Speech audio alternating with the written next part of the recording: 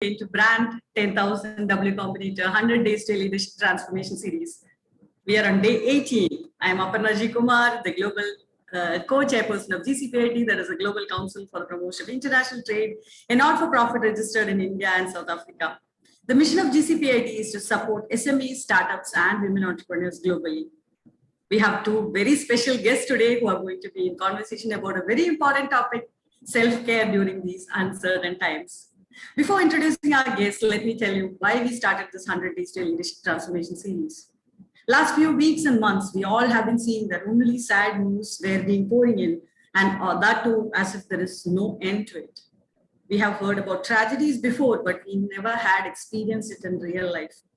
It always happened far away in someone else's life to people whom we never knew, but not this time. This time the story is different. It is happening to people we know, colleagues, close friends, relatives, neighbors, and associates. We are losing people day by day. Dealing with a tragedy takes a lot of energy. In fact, it saps you from the core. You need superhuman strength to come out of this, and for most of us, Superman or Superwoman exists only in stories. This is a time when we have to be very careful and responsible about everything we say or do.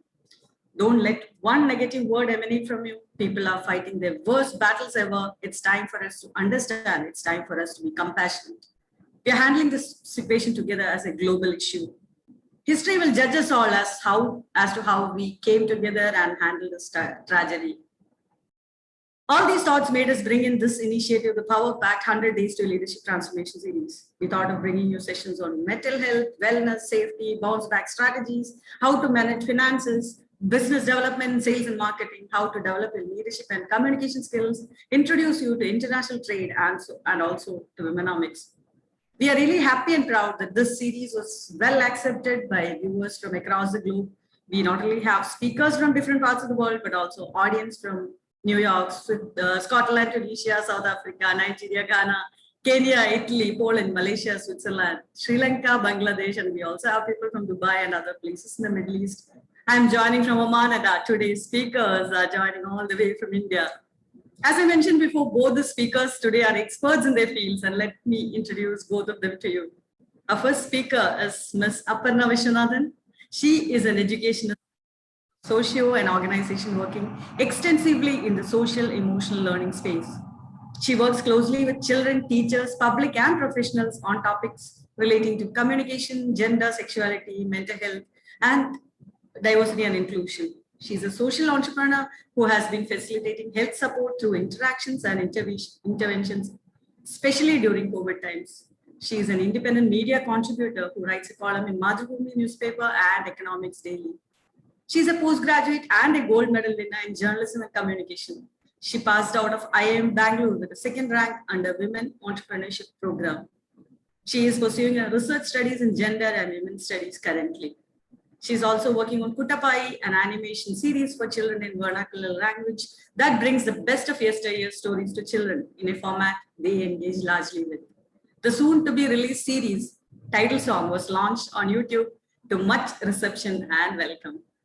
Her Together We Can campaign, launched during the pandemic, is weaving people and stories together to address larger social causes and change.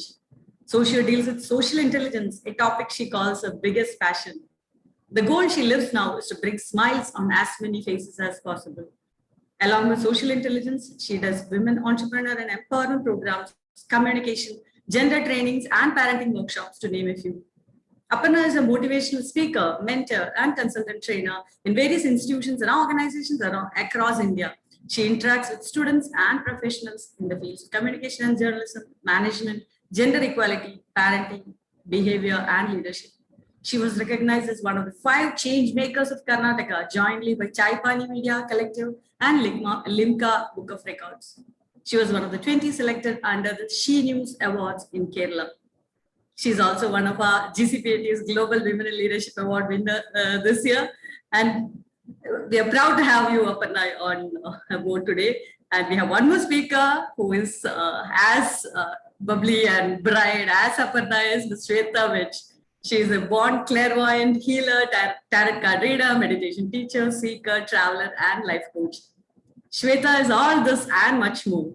Having blessed with psychic energies and an active practitioner of various healing therapies, Sweta has been conducting meditation, healing, storytelling workshops throughout the country.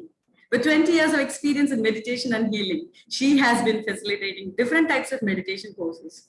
Specialized in drama and masters in psychology, Sweta has been working with clients combining both the elements and using drama as therapy.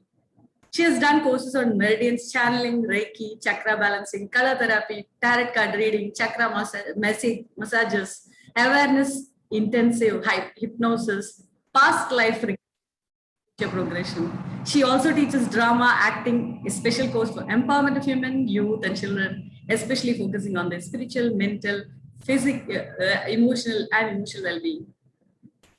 She has coached hundreds of people, especially youth and women.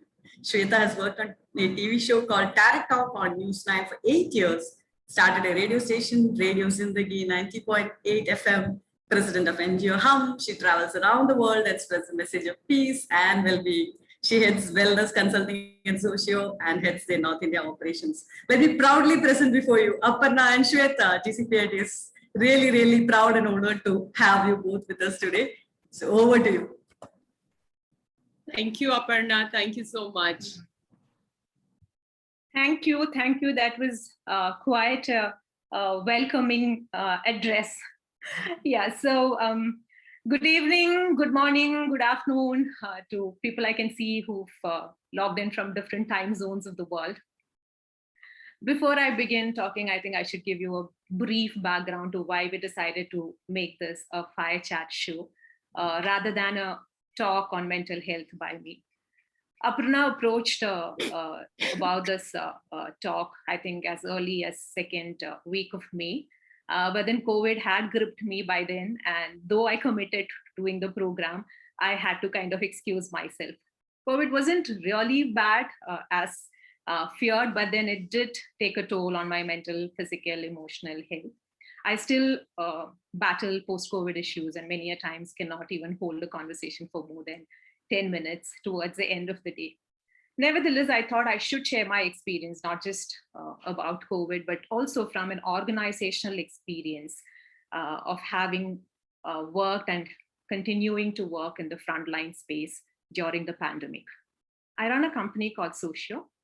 Zocio works primarily in the social emotional learning and mental health space, where we primarily work with parents, teachers, children, and of late with general public too. The last 2 months haven't been any easy, unimaginably difficult for everyone around us. There have been people who called us on our helpline numbers just to cry and be heard. There have been people who asked us not to ask them anything, but to be just there on the other end of the line. What I found, many a days I found it very difficult to kind of hit the bed. Not just, I wouldn't even say peace, but even to kind of close your eyes and come to terms with what is happening around us. The grief, the helplessness, the kind of trauma that we were watching around. Many a times we feel guilty for having the privileges and blessings we are showered with. This, as social workers, as people working in the mental health space, it hasn't been any easy on us.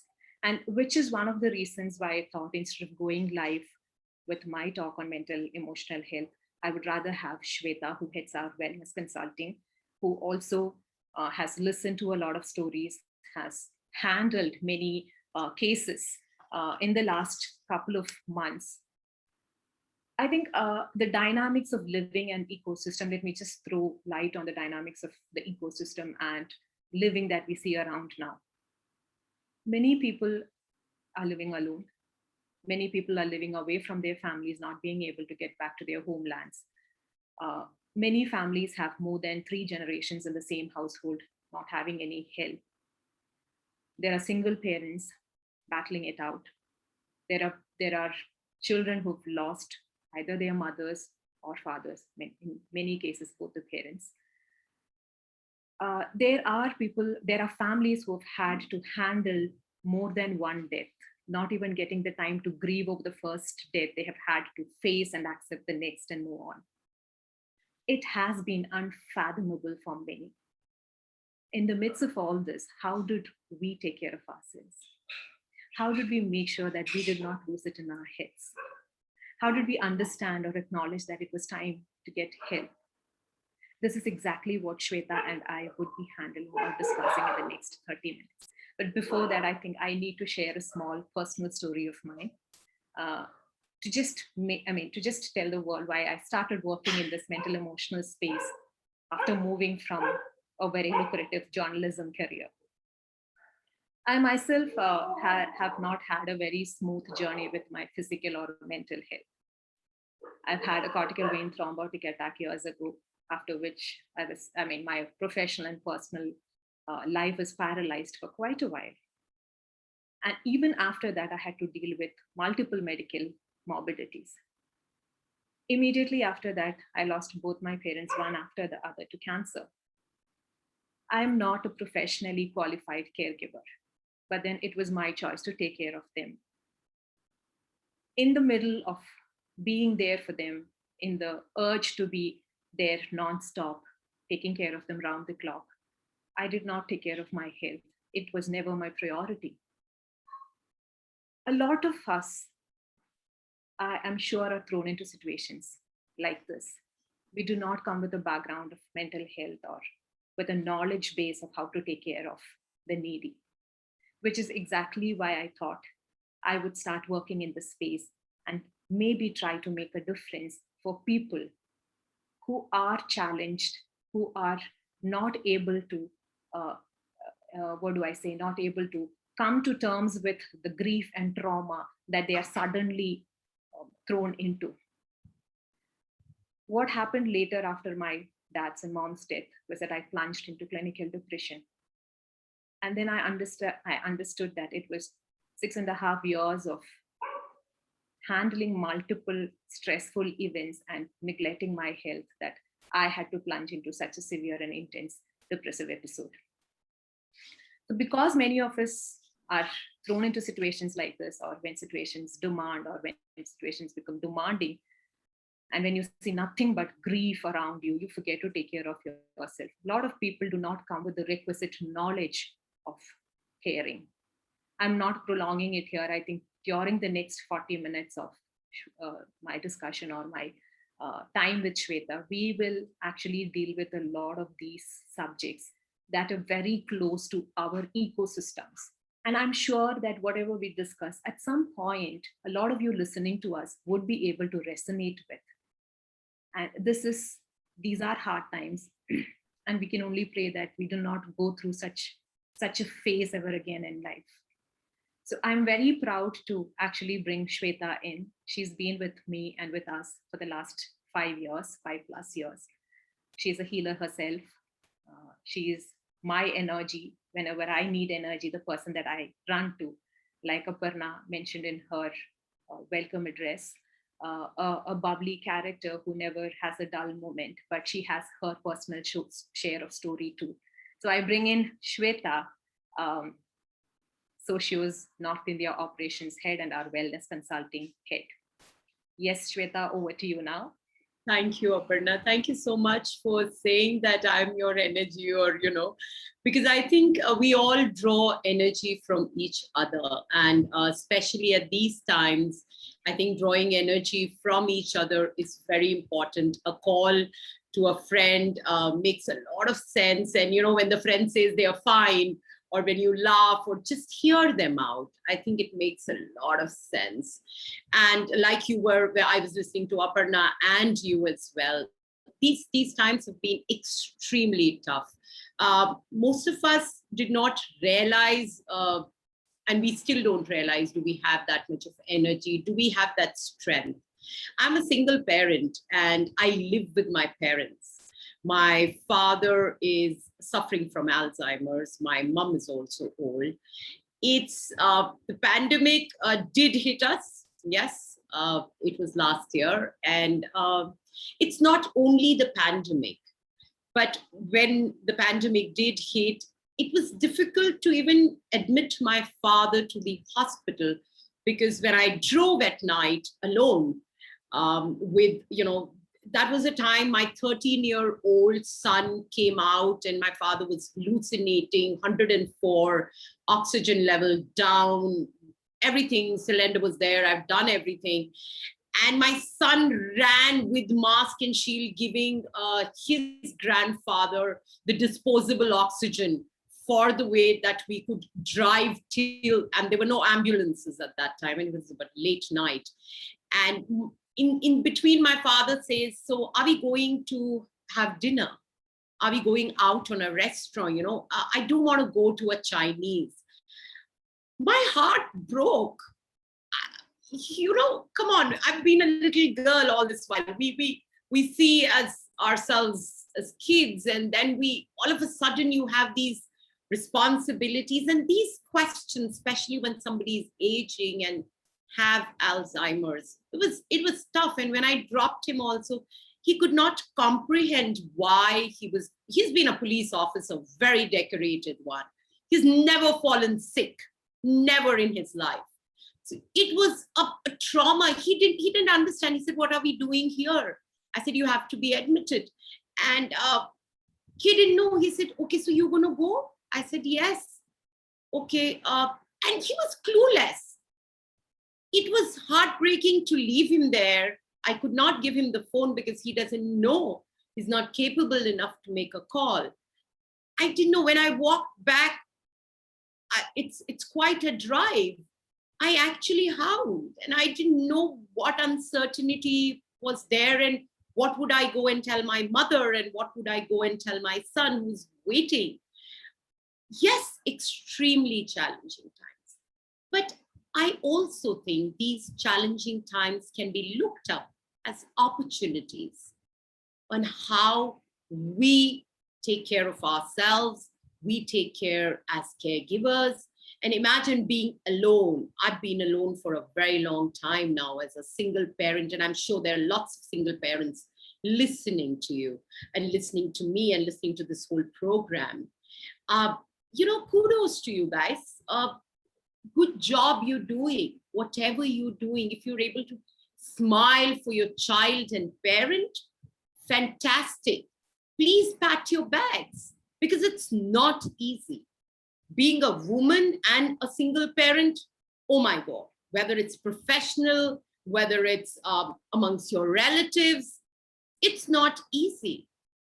They somehow, you know, I wish I was not saying this, but I'm educated, my relatives are educated, the society is educated, but they look at a woman that there is some fault in her, that, you know, she could not maintain the relationship. So there's so much of taxing, which goes, there's so much of pressure. And at this age, they say, okay, now you only have to take care of your parents and your child. You know, there's nothing for you. I look at them and I wonder, don't they see me? Don't they look at my happiness? But no, that's what I hear from the society, not my friends. I have Aparna, I have so many friends and bless. But as a single parent, either they want to hook you up, or they just, you know, tell you that your life is over. And especially during pandemics, we can't go out. I live with my old parents every day, battling newer questions, repeating them again and again and again and again, and failing comprehensions. I'm scared my father would walk out to open the door. So I started locking the doors. And we have a big house, so we have so many doors. We make sure most of them are locked, because he can't comprehend. So times are absolutely tough, but I still believe that toughest of time brings the best out of us. And like Aparna said, we should also know when we need to call for help. We should also know that we can't do it at one time. Yes, you should know. That's what we are going to discuss today. When do you think you should ask for help? When do you think we'll talk about techniques, which Aparna and lots of our people who've been connected to Zocio, or even who I have been interacting, how these techniques can help them, whether you're single, whether you're alone, whether you live in a close-knit society, or whether you're facing loss and you haven't gotten time to grieve. I know Aparna hasn't gotten time to sleep. There was days when she, got news after news after news, and same was mine. A week I only heard bad news. So we'll all talk about this today, and hope, we enrich, both of us enrich you, give you tools, so that you can have it. At least you have tools. You know what to do. We're all here for you. That's all I want to say. And thank you for logging in. And good evening, namaskar, good afternoon, and welcome to this talk.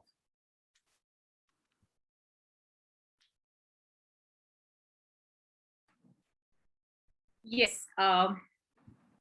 So Sweta, now I was listening to you. I think life for many right now has become more of a monotonous activity, I would say. Just breathing and get the day done with. Yes. We find it extremely difficult to get up most of the days because that sense of purpose no longer exists. We cannot dream beyond tomorrow, let alone our aspirations or goals. In such a scenario, what do you think can we apply? It can be small tools, techniques that can prompt you to get up each morning and get going with your day without damaging your psyche and self. I'll share this example. See, we both work, me and Aparna have calls, and a lot of people are working. The ones who are working, I would really suggest, when you get up, get dressed. For your own self, pick up a nice color, and especially when you're having a really tough day and a dull day, too much of pressure, pick up the brightest of color.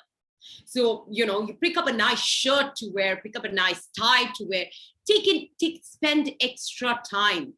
Guys, please, if you are not going to sport a beard, please shave, look clean. At least set these small things. If you're not working, then I would say once in a week, dress up, call your friends, have a video call with them and talk to them, find out, how are they doing or how are you? Just call them. You don't have to cry about, you can just sing songs or, don't talk about the current scenario. Avoid that, because we are watching the media, we are reading the newspaper and the SMS and the social media platform. There's too much information. So a couple of things you can do is stay away from social media for some time. If that is, you spend 4 hours, at least reduce an hour there. Dress up nicely once in a week, or, I dress up every day. Out of 7 days, at least I dress up 5 days. Even if I have a video call or not, I dress up because I want to start my day fresh. If you can take a walk, take a walk. If you cannot take a walk, you have a balcony, plant a small, plant a seed. See how that sprouts. It gives you life, right? If you have not taken up, I have tabla lying. This pandemic, I started learning tabla. And I said, no, I want to do something. So pick up that old instrument and start. Pick up the guitar, or if you have cameras in your phone, click a nice selfie. Dress up, click a nice selfie, send it to your friend. Aparna, isn't that what you do sometimes? Dress up and send photographs to friends. We get beautiful photographs clicked by her. So absolutely, yes. These are the smallest of things. And if you're alone and you have to cook on your own, challenge yourself, pick up a nice recipe and say, okay, with whatever is available at home, I understand there are a lot of constraints. Whatever is available at home, do something about it. If you are an exercise junkie, challenge yourself. If you do 5 push-ups, challenge to do 7. If you do pull-ups or Pilates, do it for a longer time. Dance.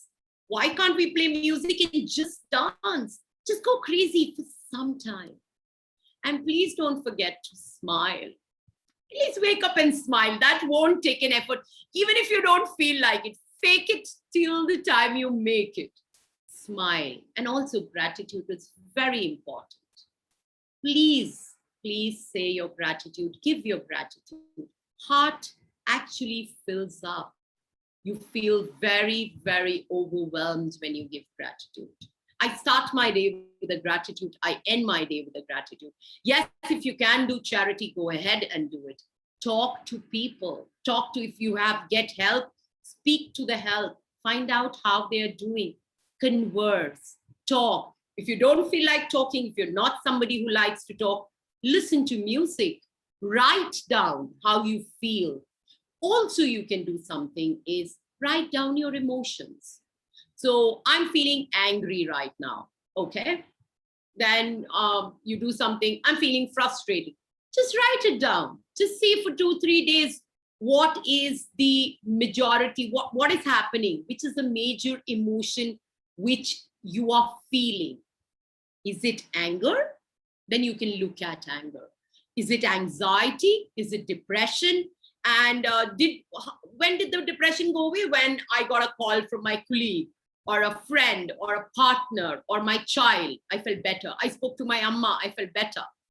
So see that, what gives you relief, what makes you happy. Ask yourself, look into the mirror and ask yourself what makes you happy. And if the answer is that nothing makes me happy, please smile and tell yourself that you're lying, because there are a lot of things which make you happy. These are the smallest of techniques which you can do. We can do anywhere. We don't need money for this. Yeah, I think what has always worked best for me is that I always have a to-do list, and people who know me, they actually, shower their curses on me because I walk around with a to-do list and a notebook and a pen. And my gratitude end of the day is to see the tick mark in my to-do list. At least when you hit the bed, and then when I kind of know that there is a list that I have made, I know that in the morning I need to get up to get done with that. That's beautiful. That's beautiful. What Aparna is saying, that's one of the finest techniques. You can make a to-do list. Also, like Aparna said, if you notice what she said, if you can't do it, don't put a cross there. You can make a small arrow for tomorrow. Or if you are if you like colors, so you can paint the ones you do, mark it, but don't put a cross, because cross in your head would tell you that, oh, I could not achieve. There was a failure. Why could I not achieve? Then it might lead to anxiety. So the way she's saying, absolutely, that works beautifully if you can do that. Smallest, but 1 day list, not 2 days. Just 1 day timetable. This is what I'll do. If you can, at the end of the day, like Aparna was saying, then if you're able to do it, put your ticks, say your gratitude. And if you're not, just put a small arrow for tomorrow.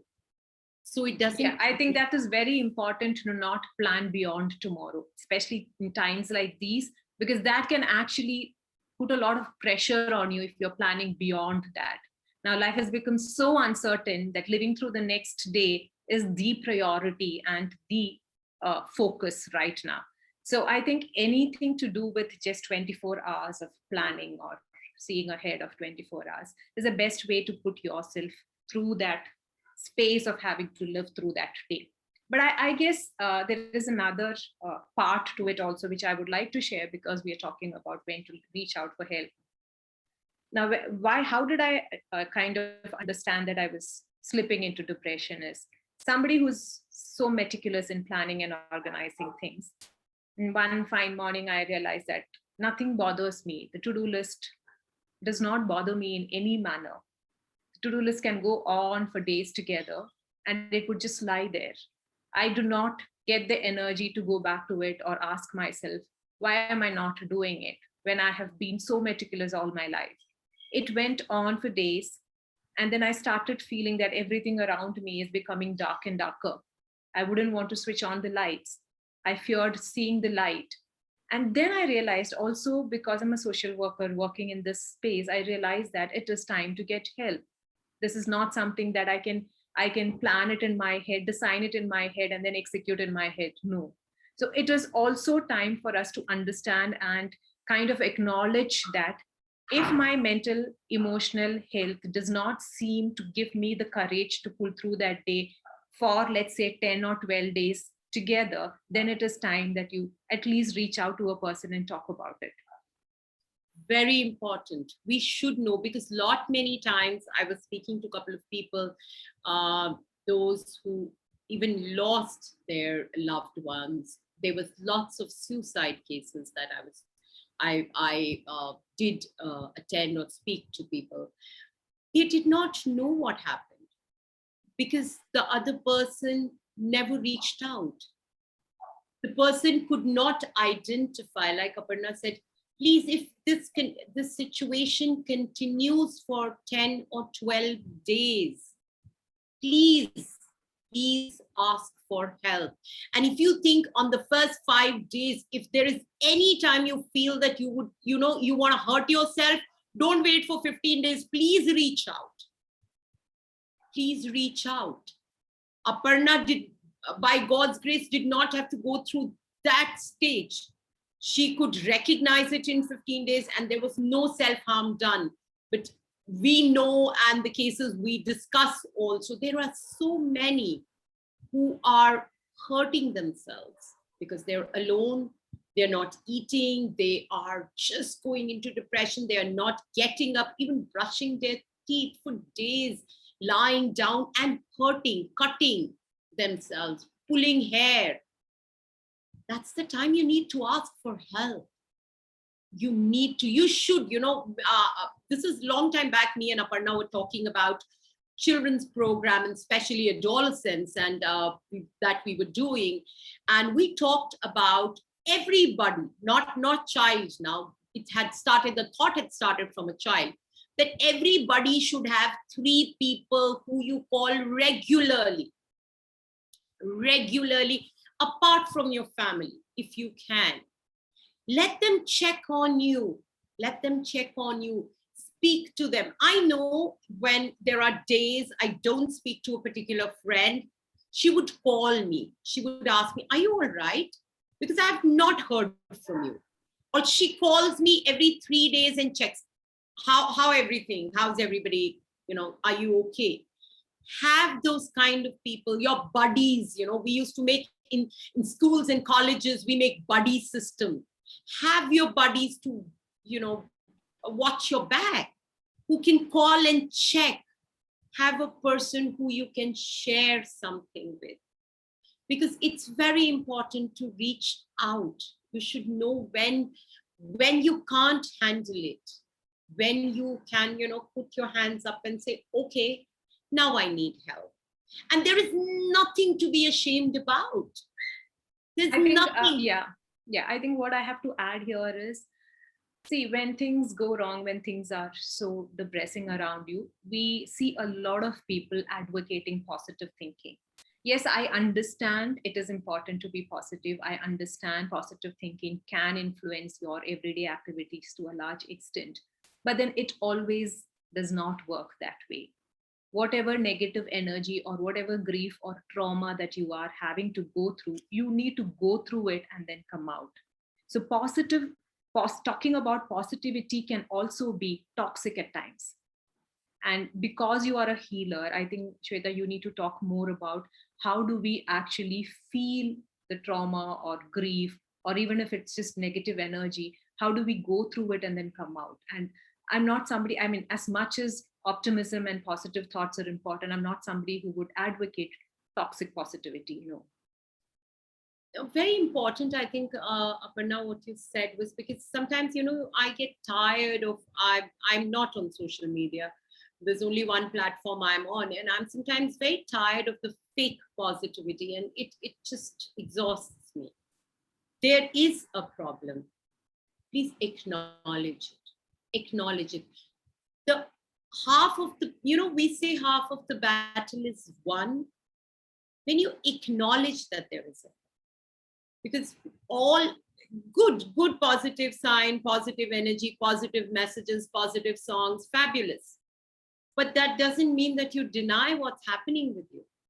So if there is something, if you are feeling extremely low, alone, nobody to whom you can share your thoughts with, First, acknowledge that this is happening to me. Find out why are you feeling, if you can. Very simple, just do a drawing. Okay, I'm feeling sad. All right. Look at your sadness. Is sadness, if you can at that time, again, it's a very, this tip might not work when you are very deep into it, because you would not want to even lift a pen.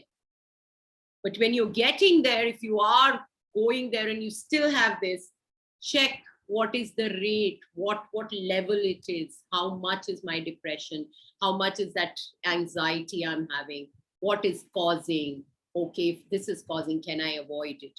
Yes, I know I have anxiety. Now let me see what I can do with it. Sometimes you would not be able to do anything if the situation is really bad. Then you see yourself. You see yourself like, physically what I tell people to do is make that circle of anxiety, that circle of self-doubt, and stand inside and say, okay, this is the self-doubt circle. Suppose it's a self-doubt circle. And I'm standing in it and I'm saying, I don't think I'm competent. I don't think I can handle my relationship. I don't think I can handle my communication. I don't think I can handle my pay cut. I don't think I can handle that. I don't have money for next month. I don't know how will I pay the rent. And I rave and rant in that circle, all right, for 2 minutes or say 5 minutes. And then I take a deep breath. Breathe in from my nose and breathe out from my mouth. At least do it for 5 times or 6 times, slowly, and step out of that circle. When you step out, you're saying, I'm stepping out of that toxic circle. Trust me, when you do it, it's a very simple exercise, but it has the way your brain is wired. You are sending signals when you step out physically, and it does send signals to your brain that I have stepped out of it. Not that you will feel all right, okay, now I don't feel the burden at all, but mentally you've sent a message that I have stepped out from that circle and I have detached myself. Now I can look at it from a 360 point of view. That is one thing you can do. But please, the first step starts with acknowledgement. Also, there's this amazing, see, as Indians, and as I'm very proud to be from India, because we have such amazing culture and rich heritage. There are lots of techniques given in our Vedas and Puranas. And there are amazing breathing techniques. There is one which works on you killing your negativity. I'm not talking about yogic technique. I'm talking about just the meditation technique. So it is, I'll show you how to do it and then I'll tell you. You can practice this anytime, at least do a 5 to 6 cycles of it. And you see how, I'll tell you what happens. Okay, let me show it to you. So all you have to do is breathe out really hard and really powerfully. So what you do is what you're doing is you're breathing hard. You're trying to break a pattern and just focusing on breathing just through the nostrils, not through the mouth. But what it does is it starts to, because there's so much of oxygen going inside, trust me, you will have no time to think. And when you're done with it, suppose you do it for 5 minutes in the morning, best time to do it. You're supposed to, if you can do it for 5 minutes in the morning, you would see gradually the negative thoughts disappearing. This is a tantra technique, okay? And the origin is, it says that Lord Shiva gave it to Lord Parvati. But even if you forget that part, it's a tantra technique. That's the origin. And this breathing technique, trust me, keeps you going. I won't say it'll give you positivity, but you will feel energetic. You will feel sudden flow of blood and oxygen in your body, and you will feel brighter. That's one technique you can do every day. See, again, if I say medically, it will strengthen your lungs, you will clear your nose, and a lot of other things will happen. But if we are just talking about meditation, this is one thing which will remove your negativity Absolutely. Another technique, very small one, is you can stand straight with one hand, press your third eye.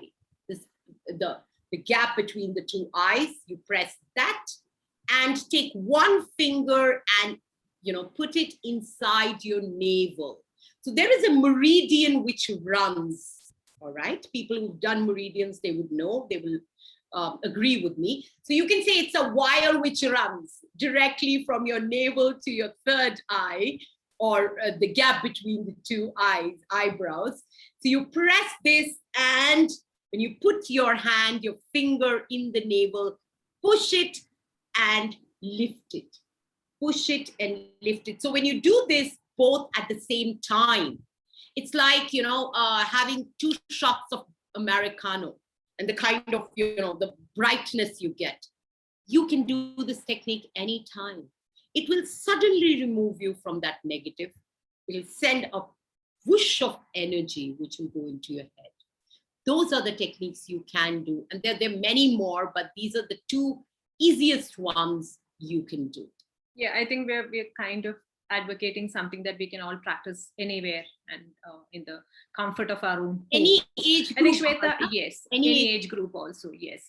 I think Sweta, we will talk also about the power of affirmations before we kind of get into the Q&A with right. Aparna. I'm hoping there are questions waiting for us.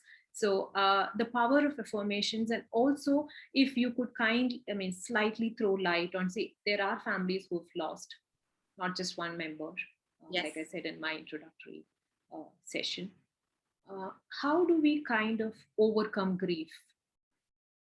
Okay. I know it is not an answer that I can provide, but nobody can. Long, yes.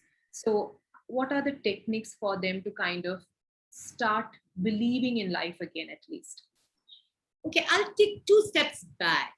So you've lost somebody, loved one in your family, and you've not even, because some of us cannot even go and hug them or hold their hands. Or probably, you've lost somebody at home and you don't know. A couple of things you can do is take a photograph of that person, talk to that person, talk to that photograph. If you don't have the photograph, write down the name. See what you want to say, get a closure. Whatever you want to say, express it. At least it is coming out. You're able to tell the person. I know a lot of families who couldn't even say bye, couldn't even say that love you, mattered, all this. So you can do that, take a notebook, or when I say, if you're using, we all use phones and we have photographs, you've taken up, open, how would this would be like you open the photograph, have a conversation with that person, say what you want to say. You want to cry, please cry it out. Please don't keep it inside. It's very toxic not to cry. Cry it out. Say what you have to say and switch, close the photograph. And tell yourself that I've got a closure. Thank you very much for listening to me. It might sound like, what are you telling me? Are you telling me to talk to people who have passed over? No, it's a technique. It's a technique where you can at least say what you're feeling about. Yeah, I think that's something that I do every day. I have my parents' picture on my desk table. And every morning, whatever I go through, whether it is sadness, whether it is happiness, since they're there just next to me, I feel that, okay, whatever I'm talking, maybe in my head, or I have the habit of talking to myself, which people might consider it as madness, but I think that is my way of coping up or coping with pressure. So I always feel that when that photograph is there, they're listening to me, or that I am still having a conversation. Maybe after the depression episode, when I came out of it, until then I was feeling a void. And after that, I no longer feel the void, because I always feel that they're part of my everyday activity. We've not shut them and made them a memory. They are as much a part of your everyday conversations and not just life. So that is one way that I kind of put myself together after their death, because I'm sure that these days we all share a very close, intense and warm relationship with parents. So somebody who you've been talking to on a daily basis, when you lose them, it is very hard to come to terms with. Right. And hence such small techniques. And then whenever there is an important day or a festival, you dress up and then you go stand in front of them and then take a picture or a selfie. You feel that, okay, they've seen you, they've heard you, they've watched you. So I know it is not easy to get there, but then if you get there, that is something that you come to terms with and find peace with it. It is a very good technique, Aparna, and I'm so glad that you shared your experience on the technique. It just didn't sound like a technique or a tool one reads online and says, okay, yeah. But yes, you have shared it, and that's what happens. And unconsciously, there is a lot of healing which happens when you do have the conversations. So do that. And I'm an absolute advocate of talking to your own self. So when Aparna had asked before that, we will move into question and answers, but she was talking about affirmations. Guys, affirmations is the key. Please look into the mirror and say, I looked into the mirror and said, I'm beautiful, I'm confident, and thank you. Thank you for who I am. Affirmations, I'm strong. Not make your affirmations not in future, make your affirmations now. I'm healthy, I'm happy, I'm fit. Say it, because what happens is, again, this is also one of the techniques when we do hypnosis or past life regression. What we do is you just rewire your brain. So affirmations, constant affirmations, what it's doing is rewiring your brain. You're telling your brain, you're sending that signal to your brain that I'm strong. I can handle this. I am becoming stronger day by day. I am patient day by day. I am doing this correctly, or I am listening. So they make sure when you are making you can pick up affirmations from the net, but I would say make your own affirmations. And when you're making them, avoid any word which is negative. So instead of saying, I will not be lazy, say I'm active day by day. I'm getting active day by day. I'm very energetic. I'm not sick. No, instead of say that I'm fit, I'm getting fitter day by day. Whatever goals you make, like we had started the conversation, have smallest of goals, have one day each goal. I would say an hour goal. If you can do this in an hour, great. Pat yourself, take a breather. Say, okay, good job done. Very important to pat your own self, because we are talking about self-care. And yes, pat your back of others, the people you live with also. They're also going through a tough time. Sit with them. I live with my parents and we have different times, food, and but we make sure once in a week or twice in a week, we will sit. My son is an amazing cook. So he would cook something, share it with his grandparents, and we all will sit and eat. We all will crack a joke, or we all will play Uno, and we will sit. We make sure, even though we work in different times, have food at different times, wake up at different times, we sit together. That is very important, especially the elderly parents. If you are a caregiver of elderly people, please give them time. Give them 5 minutes. Just listen to some story they will say. My mother keeps on coming and telling me, I don't know how to use this WhatsApp every day. Sometimes it's extremely taxing, but no. When you tell her the solution, give her the solution, she's very happy. She says, okay, fine, thank you very much. And she'll bless me. So go make sure that you spend time with your family. And a lot of us live, because it's pandemic time, we are also talking about, these are the clients I've had. So I'm sharing this, and it's very important in this platform. We need to understand our roles in the family.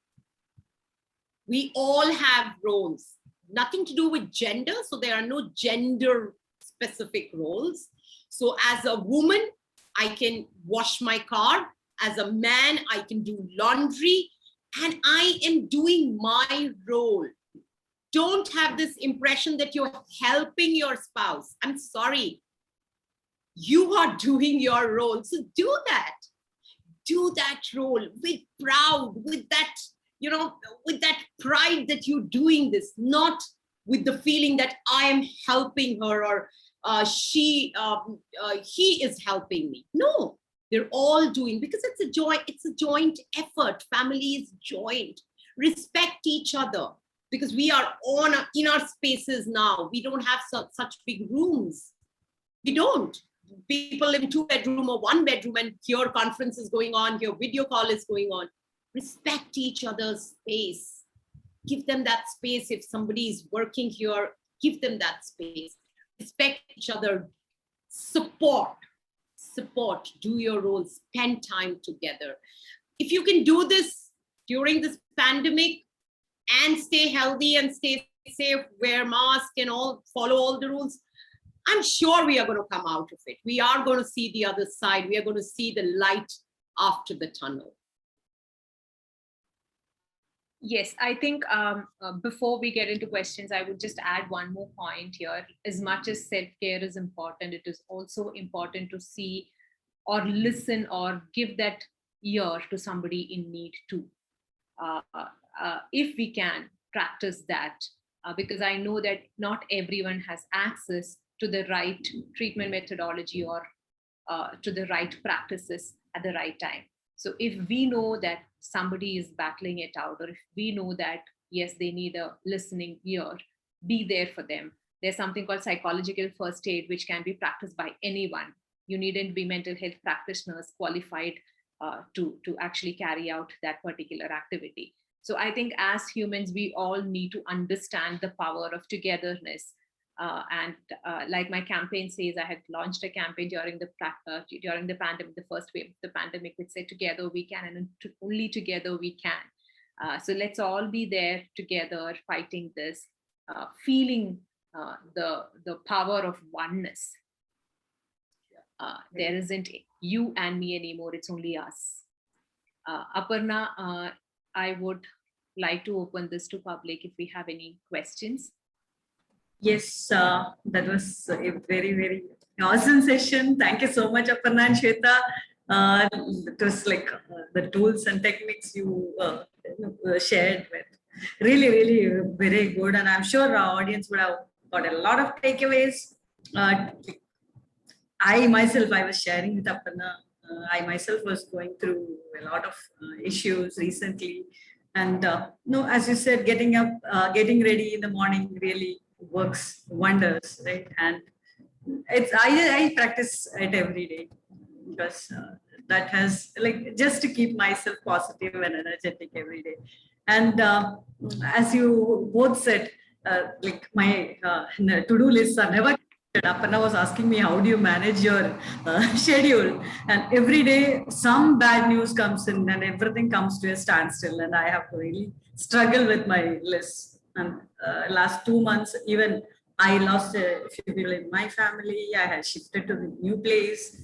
An independent person suddenly forced to sit at home, trying to start life from scratch. There were times I was also going into depression. And if you ask me, this daily live session has given me something to look forward to. I'm meeting a lot of new people, learning a lot from people like you, interacting with people whom we come to know that they're also like sailing in the same boat. And Sweta, the tip you gave to get the closure with a loved one we lost is really helpful. And as Aparna said, even I talked to my mom and dad, and I'm really, really happy. When I'm happy or when I'm really, really sad, I write in my diary addressing to my mom and dad, and I feel they're always with me, blessing me every day.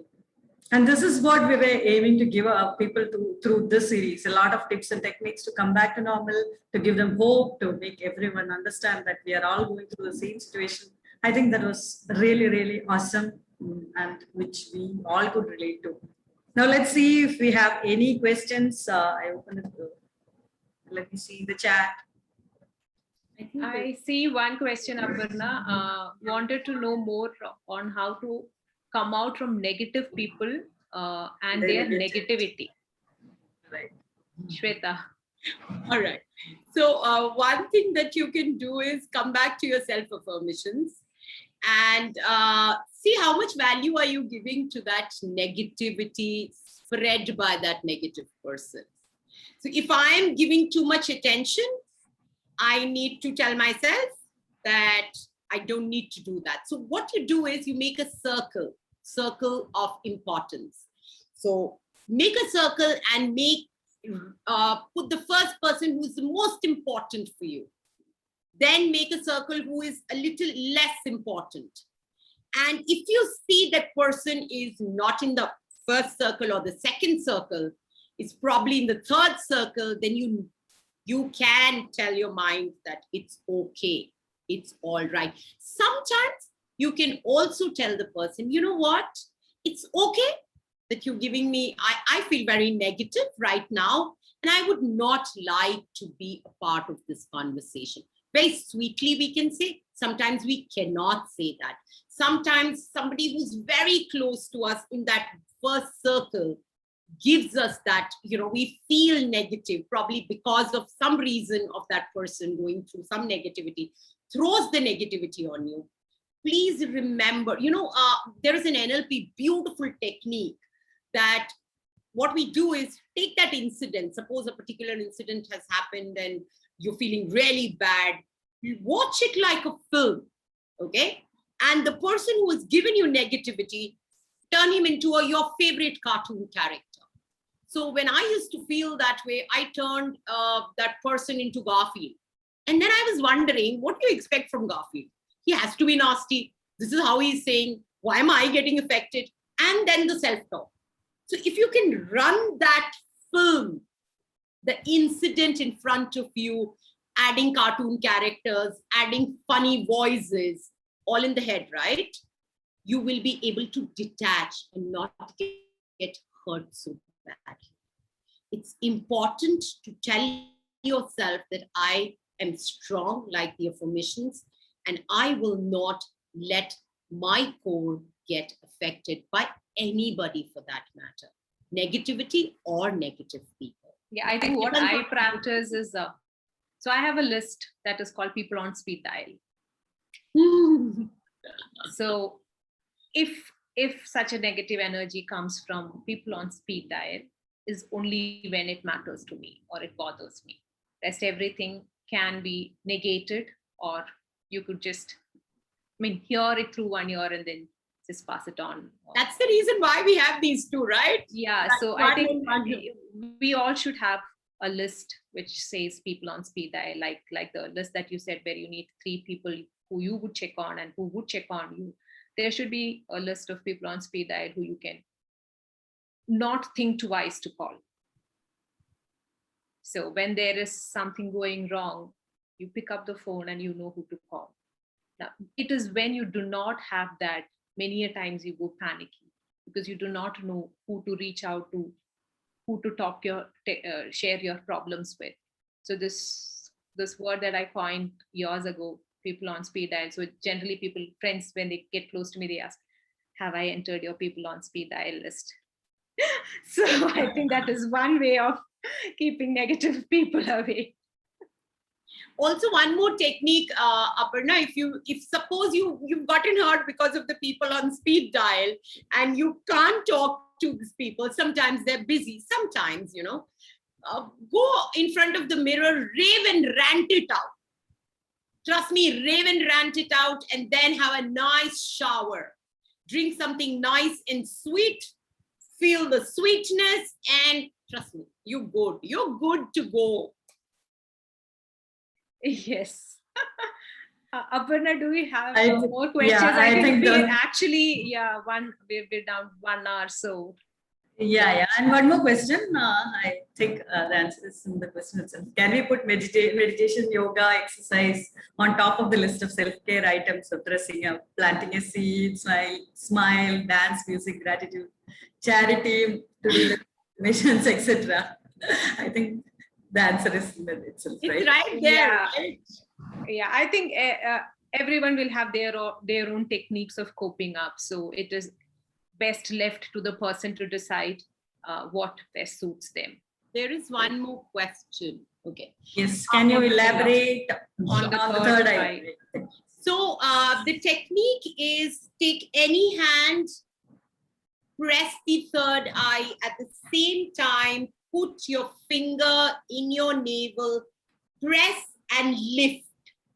So you're doing this for at least a 10 to 20 seconds at the same time. So both the lifting and pressing of the navel and the third eye happens at the same time, simultaneously.